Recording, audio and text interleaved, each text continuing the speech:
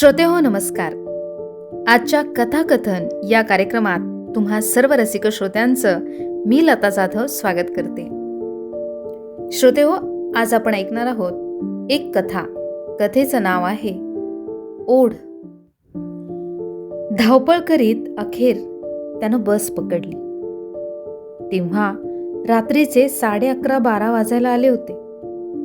महत्वाचं प्रोजेक्ट वेळेत पूर्ण केल्यानं, बॉसने दिलेल्या सक्सेस पार्टीत अडकल्यानं त्याला निघायला नेमका आज उशीर झाला.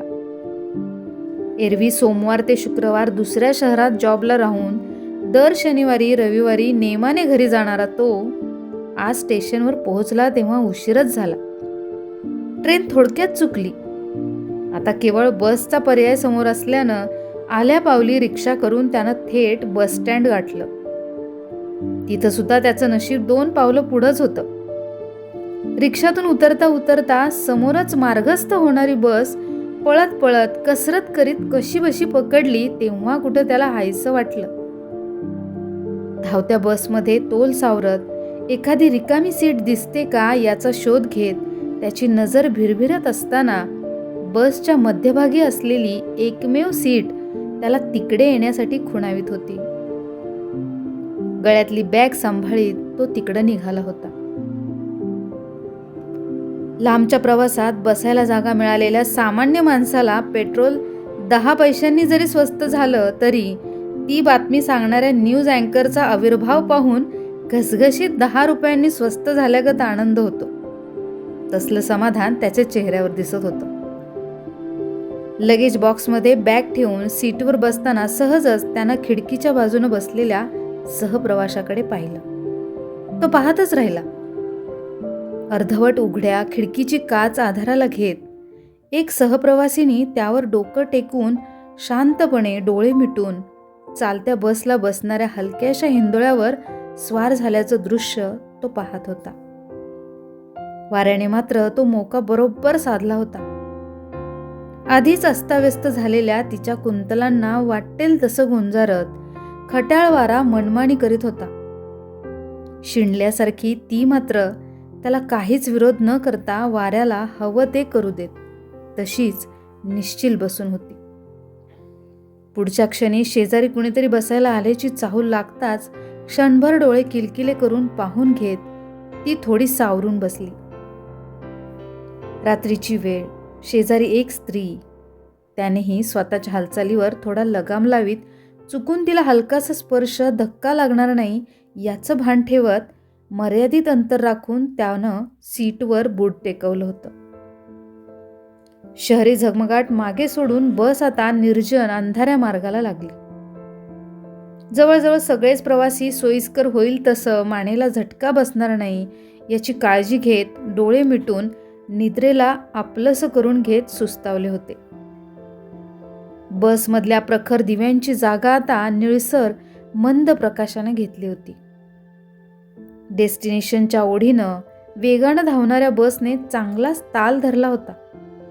मधूनच लागणारं एखादं गाव क्षणात मागे टाकून बस अंधार चिरीत सुसाट निघाली होती. दिवसभरातलं काम, त्यानंतरची पार्टी, बस पकडायला केलेली धावपळ, दमायला झालं होतं त्याला. खरं तर मस्त ताणून द्यावी असं जरी वाटत असलं तरी शेजारच्या सीटवर बसलेली ती आपल्या कुठल्याही हरकतीनं तिचा गैरसमज व्हायला नको म्हणून तो सीटच्या विरुद्ध टोकाला सरकून अंग चोरून बसला होता. एक मात्र खरं, बस आणि ट्रेनच्या प्रवासात खूप फरक असतो हे आज जाणवत होतं त्याला. एका जागी बांधून ठेवल्यागत कधी एकदा हा कंटाळवाणा प्रवास संपतो, कधी जाऊन बेडवर पडतो असं झालं होतं त्याला.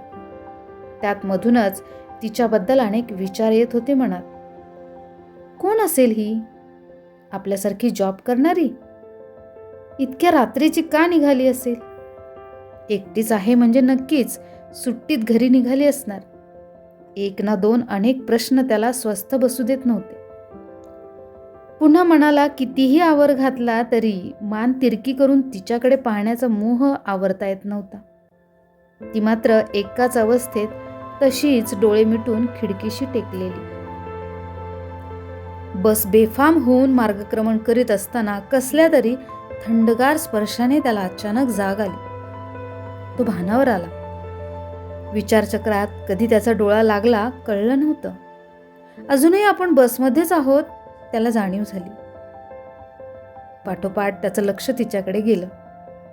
तिची मान किंचित त्याच्या बाजूनं कलली होती, तर तिच्या हाताचा स्पर्श त्याच्या हाताला होत होता आणि त्या स्पर्शानं त्याला विचलित केलं होतं. थंडगार पाणी बॉटलच्या अचानक स्पर्शानं शिरशिरी येऊन अंगावर काटा यावा इतका तो स्पर्श थंड होता. उघड्या खिडकीतून येणाऱ्या उत्तर रात्री सुटणाऱ्या सर्द हवेमुळं कदाचित हात गार पडला असावा. त्यानं मनाची समजूत करून घेत हळुवारपणे स्वतःचा हात बाजूला करून घेतला. बसमधल्या मंद प्रकाशात लयबद्ध हेलकावा घेणारा तिचा निश्चल देह अजूनही त्याच अवस्थेत पडून होता. तिचं ते देहभान विसरणं पाहून त्याची अवस्था अजूनच अवघडल्यासारखी झाली होती. आकाशातले तेजपुंज तारे जमिनीवर इथं तिथं विखुरले जावेत तसे दुरून दिसणारे शहरातले दिवे दृष्टीपंथात येऊ लागले आणि एक एक करून बसमधल्या सर्व दिव्यांनी बस उजळून निघाली. तशी उपनगरातल्या थांब्यावर उतरणाऱ्या प्रवाशांची चुळबुळ सुरू झाली. मुख्य बस स्थानकावर न जाता त्याला सुद्धा अलीकडेच उतरायचं असल्यानं तो पण सावरून बसला होता. लख्ख उजेडात त्यानं पाहिलं. तिने हळूच डोळे उघडले होते, परंतु ती एकटक खिडकी बाहेर पाहत बसून होती. कदाचित तिला बस स्टँडवर जायचं असेल.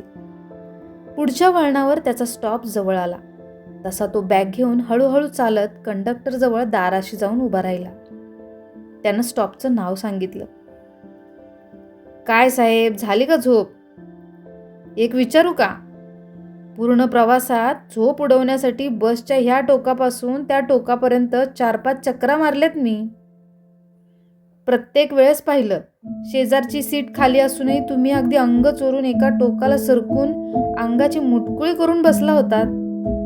अहो, मस्त ताणून द्यायची होती की अशा वेळी.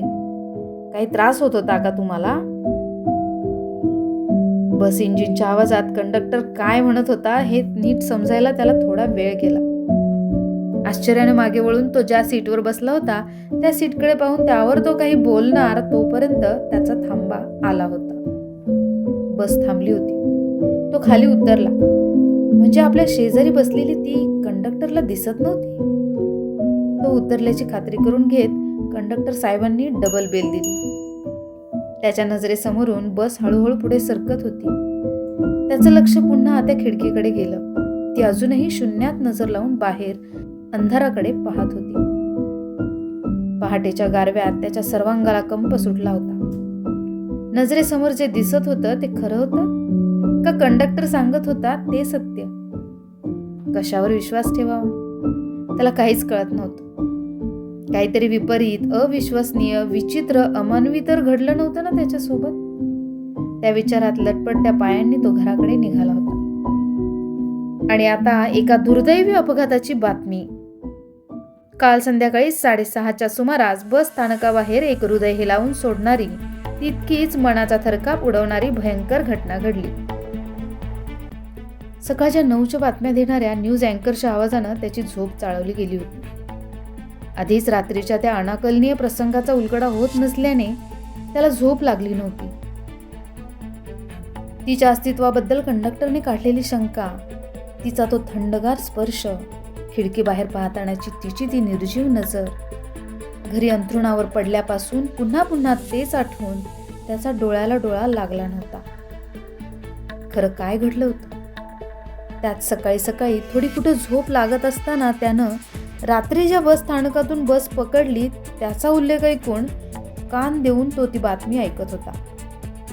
गेल्या महिनाभरापासून जॉबशी रिलेटेड ट्रेनिंगसाठी शहरात वास्तव्यास राहून कालच्या दिवशी प्रशिक्षणाची सांगता झाल्यानं घराच्या ओढीनं आपल्या गावी निघालेल्या एका महिलेचा बस स्थानकाबाहेर रिक्षातून उतरून घाईघाईत रस्ता पार करण्याच्या प्रयत्नात एका भरधाव वाहनाने जोरदार धडक दिल्याने त्यात ही दुर्दैवी महिला गंभीर जखमी झाली. लोकांनी तातडीनं उचलून हॉस्पिटलमध्ये दाखल करीत असताना शुद्ध हरपण्यापूर्वी सदर महिला बस स्थानकाकडे बोट दाखवीत मला घरी जायचंय, मला घरच्यांना भेटायचंय, मला जाऊ द्या, मला जाऊ द्या असा टाहो फोडीत होती. मात्र अतिरक्तस्राव झाल्यानं अखेर रात्री 11:30-12च्या दरम्यान ह्या महिलेचा दुर्दैवी मृत्यू झाला. त्या बातमीनं त्याची पूर्ण झोपमोड झाली. डोळ्यावरची झापडं कुठल्या कुठं पळाली. श्वास रोखून विस्फारलेल्या नजरेनं तो टीव्हीकडे पाहत असताना अपघातात दगावलेल्या मृतक महिलेचं छायाचित्र पाहून त्याला जबरदस्त धक्का बसला होता. कालच्या रात्री आपण कोणाबरोबर प्रवास केला ह्या एकाच कल्पनेनं त्याची छाती धडधडत होती. सर्वांगाला कंप सुटला होता. समोर टीव्ही स्क्रीनवर छायाचित्रातले तिचे निर्जीव डोळे मात्र एकटक त्याच्याकडे पाहत होते. देहानं जरी दगा दिला असला तरी मृत्यूपूर्वी भारावल्यासारखी घराच्या अतीव ओढीनं घरी निघालेली ती स्वतःचंच प्रतिकात्मक अस्तित्व लिहून खरंच इथपर्यंत येऊन पोहोचली होती.